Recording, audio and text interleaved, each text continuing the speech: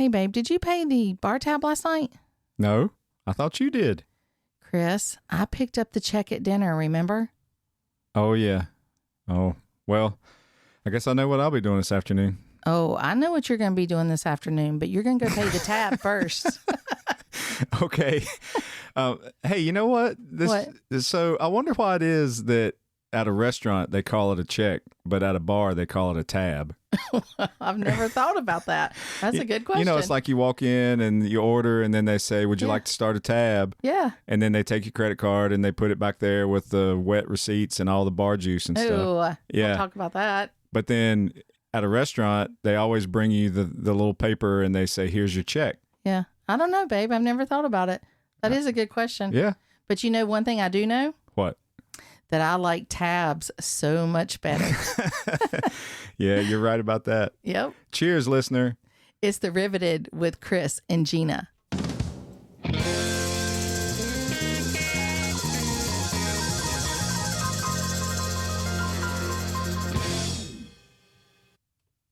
We are excited.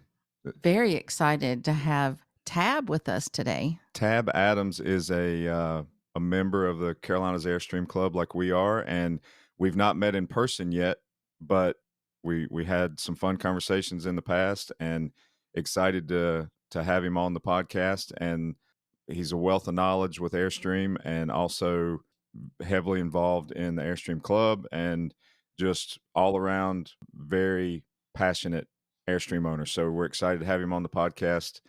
Good morning, Tabb. Good morning. How are you both?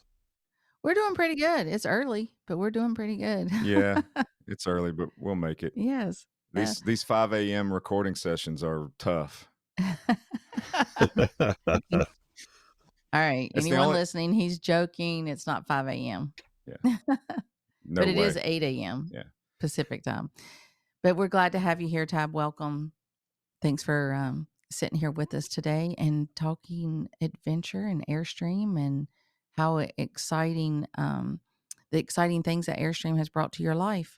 Tabb, tell us a little bit about yourself. Maybe tell us or tell our listeners.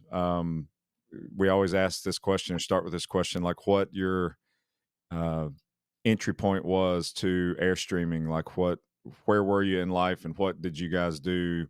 Yeah, a little bit of your backstory. Yeah, backstory about how and becoming an Airstream owner was in the cards. Yeah, I think like a lot of people, I think it started during COVID. Me and my wife had kind of thought the same, that life is short. We were both working full time. My wife worked at a local cabinet showroom that they sold high-end cabinetry. And then I ran a successful business. I had a furniture company that I made custom furniture in the area there where we lived in Sheridan, Indiana. And kind of what led us to traveling full time was we had a 50-acre farm there in Sheridan near Indianapolis, and we were kind of right in between two very affluent neighborhoods, probably two of the best school systems in Indiana, and hence property values were pretty high there, and we decided to take advantage of that. Sold the farm, or put it up for sale. Took about a little less than a year, maybe 8 months to get it sold. I think the biggest reason why we picked an Airstream, at least at the time, was because of fuel prices. Right after the pandemic, diesel was pretty high. We were going to buy a Van Lee Beacon. I think it was about a 43-foot fifth wheel and a dually and all that. And I got to really start to thinking about fuel prices and what it was going to cost to travel. And so at that time, Woodland Airstream had just opened up a new dealership there in Lebanon, Indiana. And I took my wife, Ruth, over there, and we looked at I believe it was a Flying Cloud rear office that we looked at. And I asked her, I said, honey, is this something that you can live in? And she says, yes, this is great. And so that started our search. Yeah. That's wonderful. So you guys are full time then? Yep, we started full time back in March of 2022. So we've been about 2.5 years now. Isn't that the best feeling ever? It is. It is. It's the fact that we're both, for the most part, hopefully, as long as the stock market keeps up, able to retire a little early, and yeah, we're really enjoying it. Yeah, Yeah. that's good. That's a great story. We you know, part of our story, which we shared, is how we just went on a nice long summer trip with our Airstream the first year we had it, and we just kept hearing people say over and over, "Man, we wished we'd have made a trip like this when we were your age." We just kept hearing that. So that was, and we're not retired, but obviously enjoying this kind of travel lifestyle at a little bit of a younger age is, we've come to realize, is extremely valuable and important, if you can, because it's you just can't see this beautiful country, I think, in its entirety, Well, I agree on with vacation. what you're saying, but no matter what the age is, if you have the opportunity to do it, go do it. Even Yeah. if it's just, a couple weeks or a month or, a couple times a year, get out there and Mm. explore and enjoy this country because it is beautiful. Yeah. That rear flying cloud rear office model that you mentioned is, that was such a neat floor plan that they were able to pull off, especially for people in today's kind of remote work and uh, work from home kind of lifestyle, because that floor plan really makes a lot of sense for a traveling working couple. Yeah, and that's not what we ended up going with, of course. Since we wanted to go full time, we actually wanted the biggest coach that we could get, and we ended up finding a used. Of course, I wanted something pre-COVID, um, and we ended up finding a used 2018 Classic 33 front bed Oh, twin, cool. um, down in Tampa, Airstream of Tampa. And yeah, I was trying to stretch our dollar, and that was the cheapest one I could find in the country. We were willing to travel wherever to pick it up. So 33-foot classic, that's that awesome model that's got the bathroom in the back, right? The big huge bathroom. Yeah, it sure does, man. And that's one of the reasons why we bought it. Nice big shower and plenty of room to move around. I wouldn't call myself gigantic, but I'm a good sized man and like to have plenty of space to move around. And me and my wife still find reasons to bump into each other in it. It is a small space. That's a Now, good thing. yeah, that's a good thing, Tab. You got to Yeah, bump into each absolutely, other every once in a while. absolutely. Yeah. And yeah, it's a great coach. Not without its hiccups. I don't think um, any RV, whether it's Airstream or what, is really truly made to be lived in full time. So we've had some technical challenges. Just with I guess the big part would be the Aldi heat that's in these. We're actually on our third heater in this, and amazingly enough, each one has been replaced under warranty. That's awesome. And yeah, and yeah, Not awesome that you had the problem, but awesome that they got replaced. right, Yeah. yeah, and slowly, have been spending some money on it, upgrading the inside, and we actually just got done with a big cabinet door upgrade in it. Had all the cabinet doors in it replaced to something that was a little bit more modern looking and a little tougher in finish. Yeah. Since I'm a furniture craftsman, I'm all about tough finishes and making sure that it'll withstand the beating, and just the Yeah. old cabinet doors that were in this were getting pretty banged up and bad looking. So we decided to pull the trigger and just replace them all. I bet that would be a phenomenal thing to see. Oh, I'm A sure. cabinet maker making his cabinets for his Airstream. Absolutely. Oh, yeah. Well, I unfortunately, since I sold my shop and all that, so we don't have a home base. I didn't have that ability, but I did find a great cabinet shop in Maryville, Tennessee, that did just outstanding work, and they really did a great job of crafting the new doors and installing them all, and to kind of what my specifications were for the Yeah, construction. So yeah, that's Now, good. now, had they ever done any kind of RV or rig cabinets before?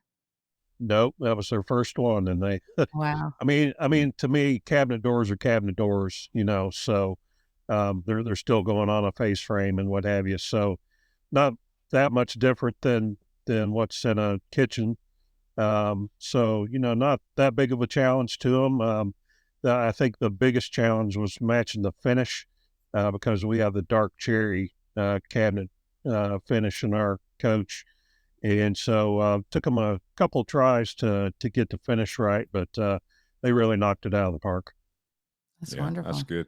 Yeah, you mentioned about, you know, none of these RVs are designed to live in full time. I think that Airstream even lists in their owner's manuals and fine print of ownership docs and stuff how it is not designed or built to be used for extended use or full time living. I mean they talk about that even specifically, but we've been in ours full time almost 7 years, and we've not had a tremendous amount of failures of the stuff that we use inside of it every day. I mean we have some screws come loose that we got to tighten, and some rivets pop every so often and things like that. But we did make some customizations to the furniture inside of ours, because we were starting to see that the furniture became less comfortable after being in it for a little bit of time. But we Basically, what he's saying there is that he needed a comfy couch to lay on every once in a while. well, yeah, I needed something a little more comfortable to sit on. But anyway, it is even though they talk about not building them for full time use, they'll withstand it. Yeah. And I mean, we take ours across the desert and yeah, and your in the model, mountains and yeah, and your model, it's got a lot more components to it than a flying cloud. A classic's a lot more sophisticated uh, airstream than a flying cloud or some of the other models. So you've got a lot to it has a lot more keep an eye electronics, on. doesn't it? Yeah, a lot more Yeah. electronics and just a lot more components, everything. Hmm. Yeah, it has the Firefly system in it, that controls pretty much everything in the coach, lights and HVAC, and it did at one time control all the blinds, but the we got, I think it was maybe 2019 was the last year for the window boxes in the classics. We actually ended up taking all those window boxes out, and because we had one motorized blind go bad, and they wanted $1,000 for the motor to Oh boy. replace it. And I was like, yeah, there's no way. Yeah. So Yep. I found the Ocean Air roller blinds that would fit all the window openings, and took all the window boxes out. And I bought an Airstream to see aluminum. So you have the same exact opinion that we do. When we saw some classics on the inside and saw those window boxes, as cool as they are and as kind of historic as they are in some of the older Airstream models from years past that had that kind of design, we feel the same way. The I aluminum's important. Yeah, the aluminum's important. Sorry, I didn't mean to interrupt you, but yeah, you're right. Yeah, no worries. But yeah, so we took all those out, and at first, I was about weight savings too, since we were moving so much and continued to do so. And so I can't remember exactly how much weight that ended up saving. I want to say it was somewhere around 150, 200 pounds total by the time I took most. Wow. Now, the window boxes in the front in the bedroom are still there, but the ones that are in the galley and along the where the couch and the dinette are were all removed.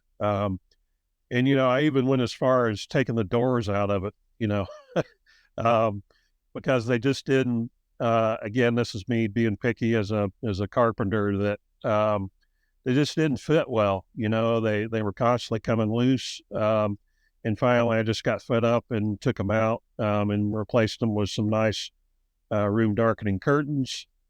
And this is our home, and we want to make it our home, and have it, look, uh, less like, a camper and more like something that's comfortable to live in.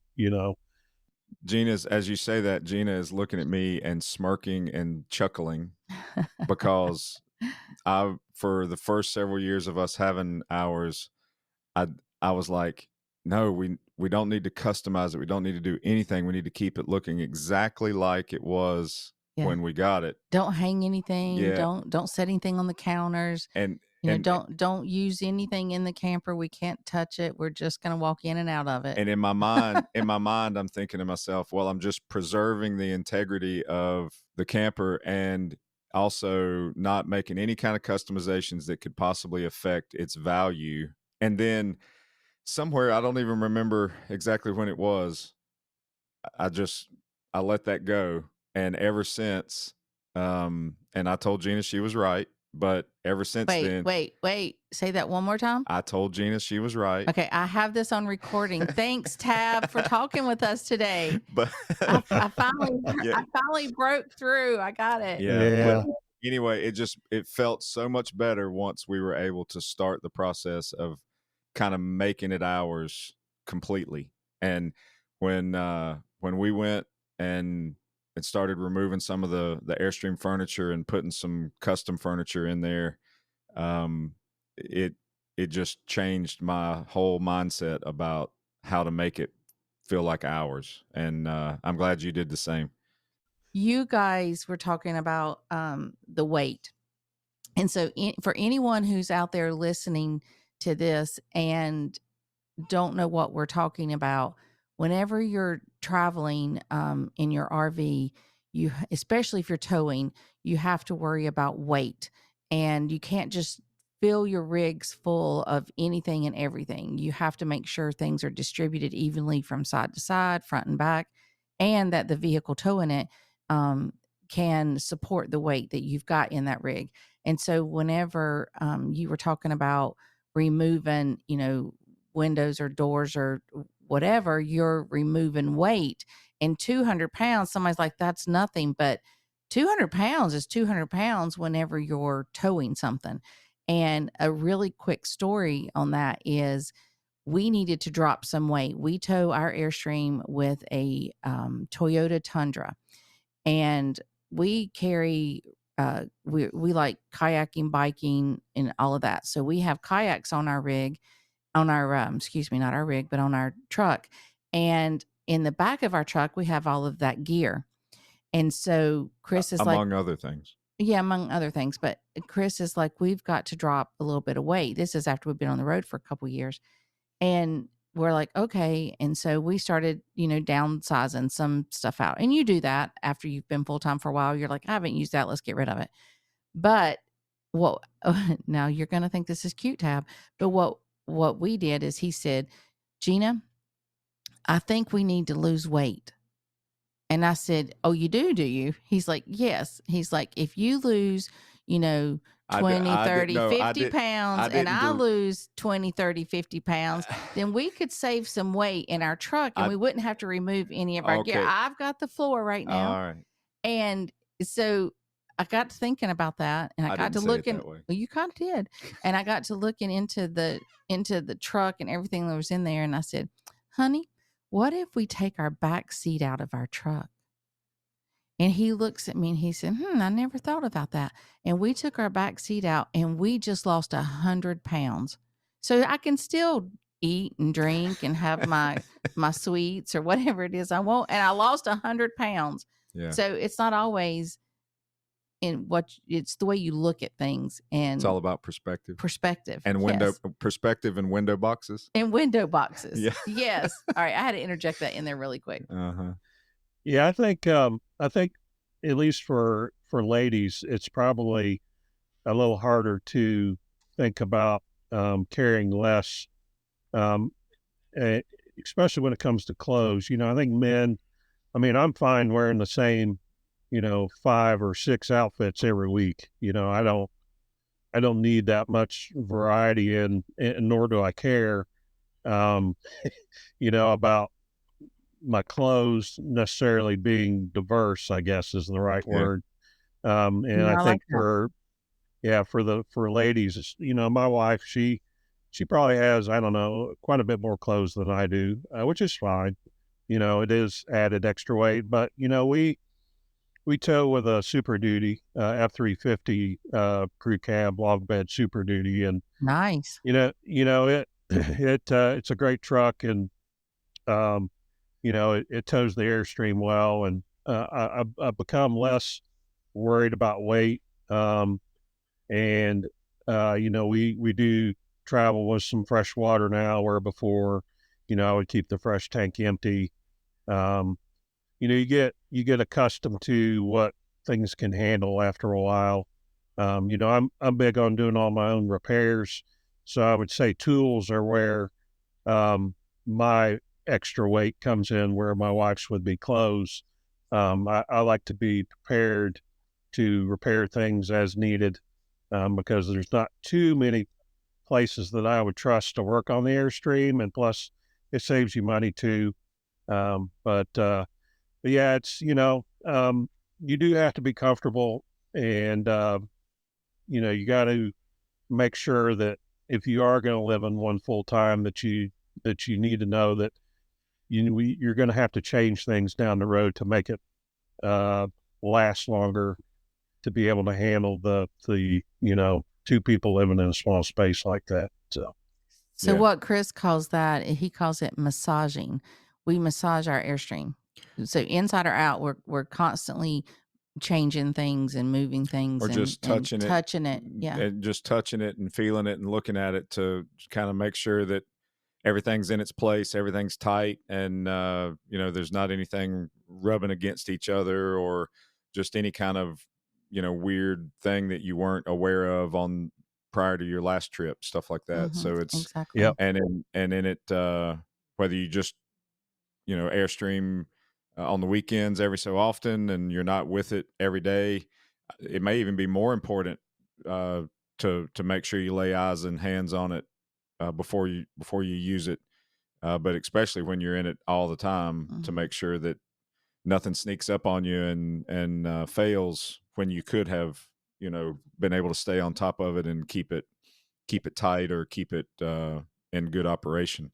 So yeah, that's and yeah, for being able to do a lot of the repairs yourself is when they come around is important, because otherwise you're really almost held captive sometimes on getting things addressed. So that's Yeah. good.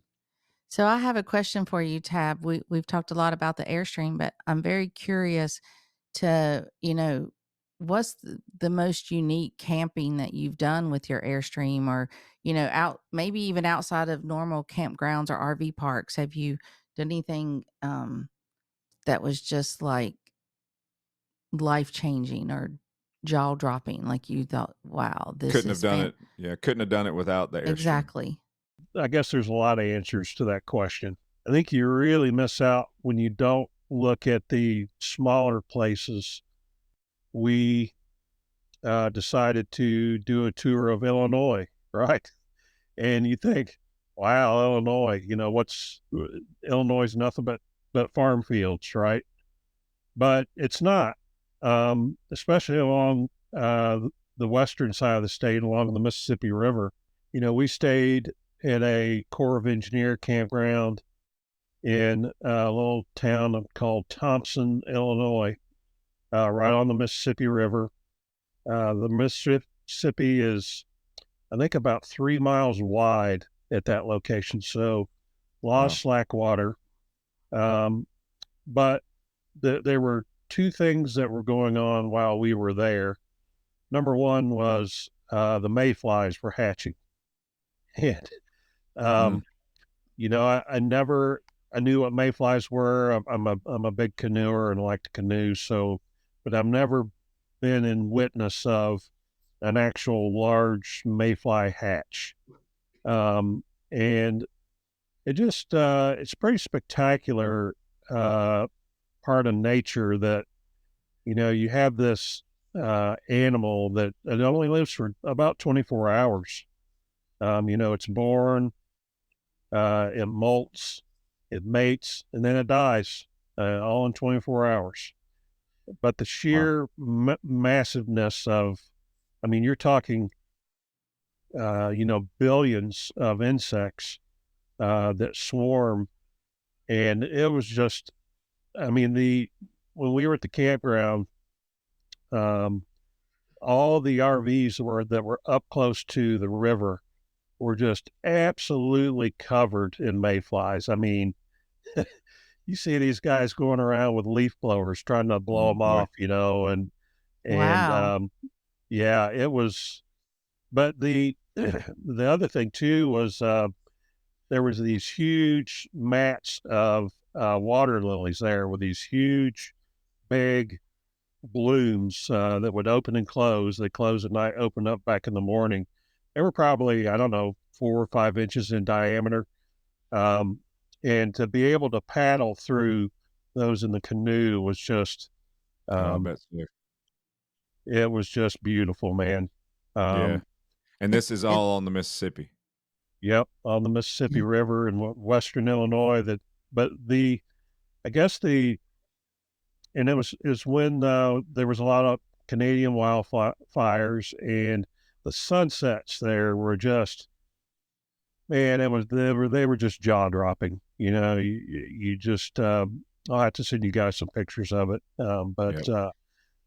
But I guess the second answer would be one of the things um, that has been great for us has been doing a caravan. Last year we did the smidge of the Blue Ridge, which is about 200 miles of the Blue Ridge Parkway.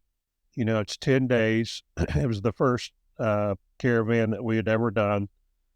And it was just, I don't know whether it was just the group of people that we were with just meshed so well. Um, it was just fantastic. The activities that you get to do some whitewater rafting, some zip lining. You visit Biltmore House. You do the Virginia Creeper Bike Trail there in Damascus, Virginia. Oh yeah. Um, just the whole thing was just magical, man. I mean, it just, you met such good people.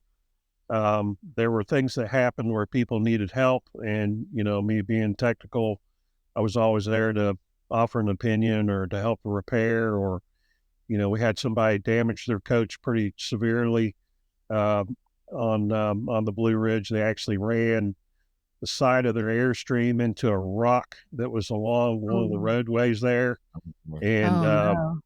yeah, bent an axle, ripped the tire off, ripped the propane lines out. it was it was Gosh. pretty it was pretty horrible, but everybody banded together. There wasn't anybody that never said no to helping someone out or anything, and I don't it think you'd touched. ever run across that on an Airstream caravan. Everybody's got the mindset of helping everybody keep the caravan moving along. Right. And it affected us so much that we decided to take that caravan over next year. Oh wow. So Oh, That's all. yeah, so we're going to be caravan leaders next year of that caravan, and Ed and Joni Hall are the ones who do it now. They've actually started one called Kids on the Blue Ridge, so it's more of a young Yeah. person oriented caravan.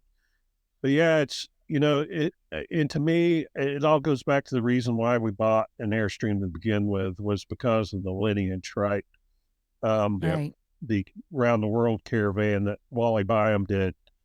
Um, and it's just to read what they did to make this caravan happen and the environment that they had their Airstreams in, I Yeah. think is something that the caravans today hopefully still try to instill, but I don't think if you look at some of those pictures of what people were dragging Isn't their it crazy? Airstreams through, I don't think anybody today would do that. Maybe if you got a base camp or a Bambi or something, Yeah. but man, I mean, stuck in the mud and just beating the living crap out of them. It's crazy how like the the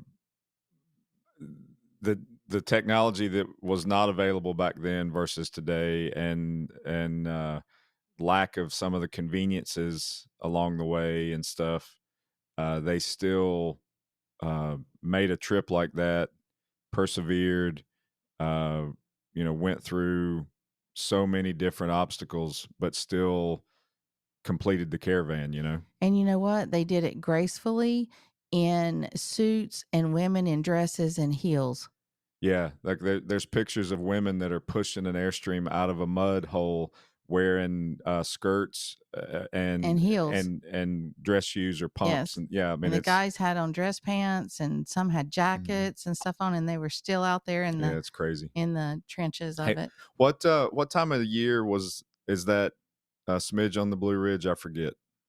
It's the second week of September normally, second Yeah, two so weeks of November or September. yeah, so you're still got really good weather. It's not cold yet, but hopefully not quite as hot. And Blue Ridge Parkway obviously is beautiful any time of year, but that's a great time of year to Well, with do kids that. being back in school too, it takes some of the traffic off the road. Less busy, yeah. Yeah. Hmm. Well, that's Yeah, exciting that you're going to lead that one next year. We may have to come along with you. Yeah.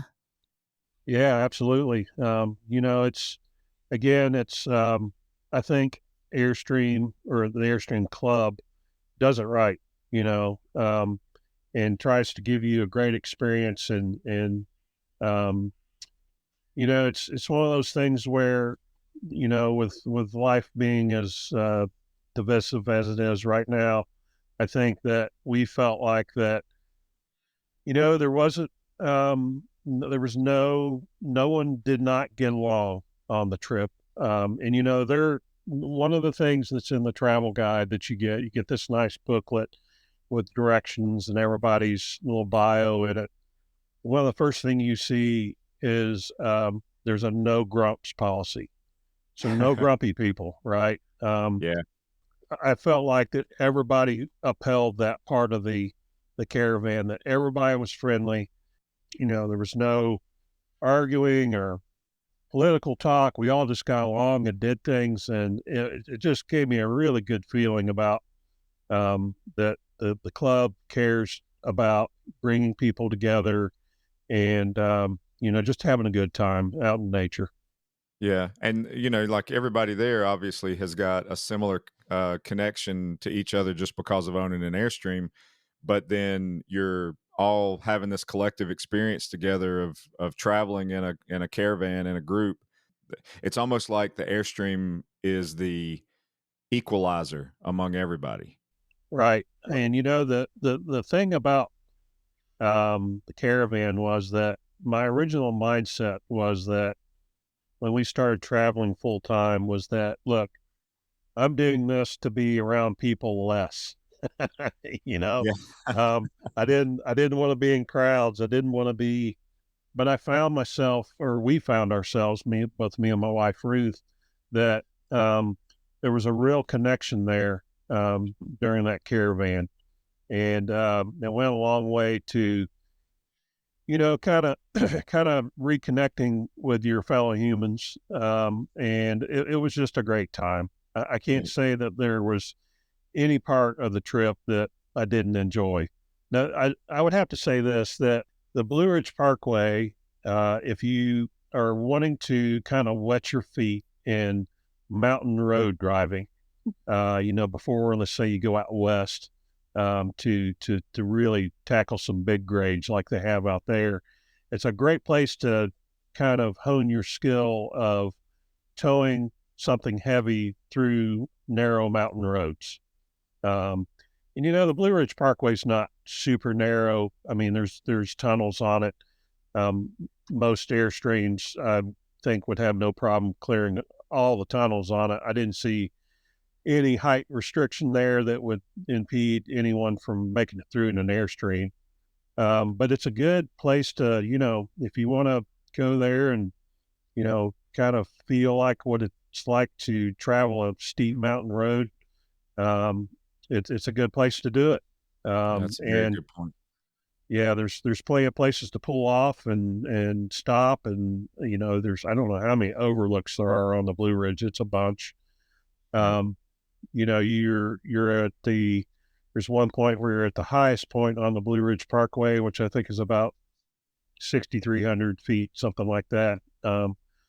So yeah, it's a great time. Again, I think caravans and or rallies too. Rallies have been great. We did our first year. We did Stream in the Gap, Cumberland Gap, Tennessee, and you park. It's more of a urban rally where you're parking downtown on Main Street there in Cumberland Gap. But that's another great one. I think the East Tennessee Airstream Club does that one. But yeah, caravans and rallies are really, I think, where owning an Airstream is worth the admission price for sure. You probably left that caravan with more friends than you came with, right? We did. I think in international this year, they all want to have a little meetup to, whoever's going to international this year to have a little meetup while we're there as well. So, Usually, how long do those caravans last? well, they vary fairly widely. If you do the Route 66, which basically goes from Chicago to San Diego, that's 2 months. You're on that caravan. Okay. So it's not just a Um, week you, or 2 weeks, it could go into the months, and so there's yeah, kind of variety out there for anyone, whatever they're looking for. yeah. I think if I remember correctly, I think the Alaska caravan is probably the longest. Just because it takes so long to see everything in Alaska that they want to give you plenty of time to see all the things. I'd have to look at the website to see what the length of time that one is, but I want to say it's over 2 months. And the Oregon Trail, that's another one that's 2 months. I would probably say the smidge of the Blue Ridge is probably one of the shorter ones. At only 10 days. And actually next year, we're actually adding 3 extra days to it. Just to give you a little bit more time on the caravan to explore. The cool thing about the caravans is they have what's called a get acquainted meeting, and they call them GAMs for short.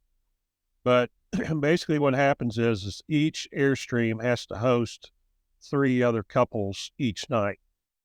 And so you rotate between these get acquainted meetings. So you get to meet everybody that's in the group a little bit more intimately.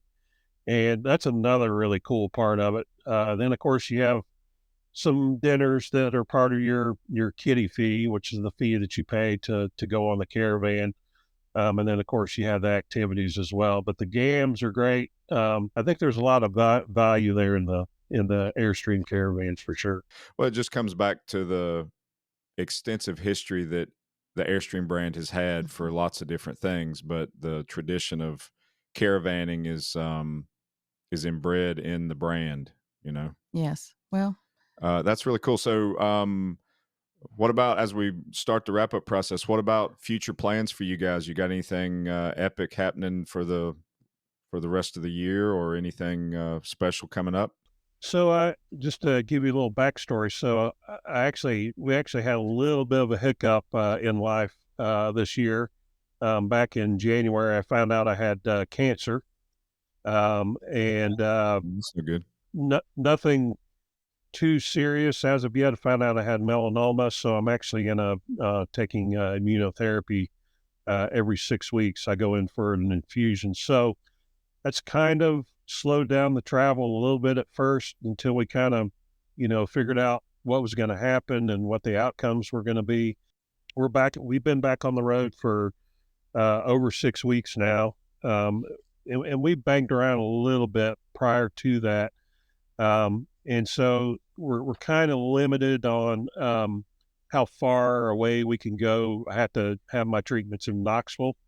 But this coming up, let's see. So we're in Indiana for a few more days. We go back to Tennessee. We have to go down to Airstream of Foley in Mississippi um, and have some repairs done down there. Our awning stopped working. So, Oh, yeah. and I've troubleshot it as far as I can figure it out. But of course, we're going to international in October. We are hopefully we were supposed to be doing the Smidge of the Blue Ridge this year with Ed and Joni, and then the cancer thing came up and we had to postpone that trip. But since I'm doing so much better now, I think we're actually going to stock them on the trip. So Yeah. we may try to travel with them a little bit. And then in November we're doing Christmas at Biltmore. And then hopefully in December will be my last treatment, and then we're going to hit it pretty hard after that. There you go. We're gonna winter down in Gulf Shores for a couple months and kind of get a game plan of where we want to go. We definitely want to try to head back out west. So sorry to hear about your cancer, but Thank you. it is nice that you shared that with all of us. And the reason why I say that is because anyone can find an excuse not to do something. But isn't it fabulous to find the excuse to do something? And even though you found out about your cancer, it's not stopping you. It's redirecting some of the plans you had, but you're not letting it stop you. You just work around it, and that's a good thing to share with people because so many people will just stop. Yeah, I mean it was definitely the first 2 to 3 months after I found out I had it was definitely, I would say, a dark period in my life and my wife's as well. And I think the thing that is amazing is that the medical technology and the drugs that are out there today can really give you that added extra bit of hope that you need. Yeah. And the thing that it really opens your eyes up to is that life is truly short. Um, you're only on this planet a certain amount of time, and I've had to push through some days where I didn't feel good. But I hate to use the term "sucked it up," but I did. I I the interesting thing at the time was I started reading a John Steinbeck book called "Travels with Charlie Yes, In Search of America." Um, yes, great book. yeah, and if you've not read that book, it's great, especially if you're wanting to travel full time. But there's a section in the book um, about how some men go through a second childhood as they age. And that really struck a chord with me that I needed to make sure that I was staying strong both mentally and physically to be able to continue to do what we're doing. And again, like I said, there are days where I don't necessarily feel all that great, but it's one of those things where you just got to push through it. Again, life is short. There's a lot of things to see, and it really makes you focus on the things in life that are important. So, That Yeah. was well said. Absolutely. Thank you. That was good for us to hear and everyone out there because it's eye opening. You know. Yeah. Well, and I think back to some of the core mission of us having this podcast is for folks to share stories like that. You know you having the lifestyle of traveling and living in an airstream and all the positives that come along with that. Then you have a struggle like that with your cancer diagnosis, but you're still enjoying. You have a perspective now because of being an airstreamer for a while and enjoying some of those experiences that you realize that those positives outweigh the negatives, and you just got to keep carrying on. Yeah, absolutely. I mean, it's pretty amazing because um, I had a small tumor show up, and the drug worked, and it disappeared, not there anymore. It's just That's it's great. just amazing. But again, it just makes you appreciate what you got, and that you need to make sure that you try to push through things in life that may be hard sometimes. You know, a lot of people go through life without any hard problems at all. And whether that's a good or a bad thing or not, I definitely think it adds character. That's for sure. So, Oh Mhm. yeah, um, no doubt, no doubt. Okay, quick announcement, everybody. It's the final call for registrations for the Riveted Rendezvous 2024, our community campout coming up in October in Western North Carolina. Registration closes September the 8th, and all the details are on our website. Go check it out, and we sure hope you can come. Yes. And where else have you got to be other than the mountains of North Carolina in the fall? I mean, Beautiful. it is beautiful that time of year, isn't it? So check out the event under therivetedfox.com. All the details are there, but I will give you some hints that we've got some games planned. We have axe throwing. Have you ever done axe throwing? Axe throwing during happy hour time. Hey, really? During a happy hour? Yeah, it's going to be awesome. Oh, well, I don't know. This could be, this is going to be amazing. I can't wait to It's going see to be that. great. Yes. But we always close out our evenings with some pretty epic campfires. We'll have a good time. Go to the website, reserve a site. We can't wait to see you. It's going to be amazing. We hadn't been together in a good number of months. The last time we were as a community was a cruise we did in February, and we can't wait to see everybody as well as any new friends that want to come along for the ride. So check out all the details, and we hope to see you there in October. Thank you, Tabb. And tell your wife, Ruth, we did hear her voice briefly for She's like in a there. second, but thank her also for spending some time with us this hour. yeah, absolutely. She's not much into doing podcasts, so I told her That's all That's right. okay. yeah, I'd handle it for both of us. But yeah, a- again, this is my first podcast I've ever done, and hopefully it won't be my last. And you know, we share most of our stuff on social media, so I can share those links if you like. Yeah, Yes. we'll do that. Go ahead. Yeah. Yeah, it's so I'm on Instagram, I'm on Threads, and of course you can find us on Facebook, Ruth and Tabb Adams. But my Instagram is Crosscut Tab at Crosscut Tab, and the Threads is the same at Crosscut Tab. So, That's a very, very cool Instagram name for a master carpenter. Crosscut Tab. yeah, well, yeah, it actually started out from my business. So my business was called at the time was called Crosscut Vintage Designs, and so when I shut the company down and all that, I changed my handles on social media to just Crosscut Tab. Tabb, we'd like to thank you again so much for coming on and giving us this time today and sharing your story with us. Thanks. It was a lot of fun. We hope everybody enjoyed it. Listener, we'll see you on our next episode.